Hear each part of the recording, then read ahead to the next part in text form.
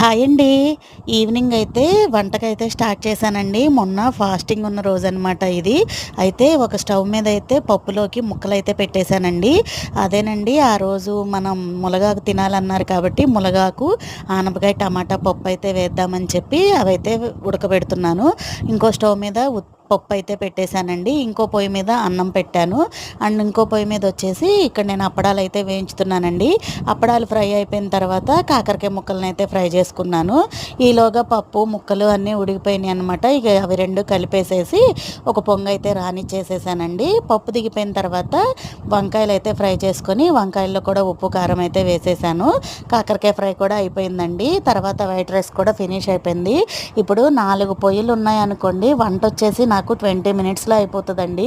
మొన్నటి వరకు 2 పొయ్యిలే అసలు వంట అయితే అయ్యేది కాదనమాట. అంటే ముందే ఉందండి. ఇది కొంచెం ప్రాబ్లమ్ వచ్చిందని మళ్ళీ 2 పొయ్యిలదైతే తీసుకొచ్చి పెట్టాము. వీడియో నచ్చితే లైక్ చేసేయండి.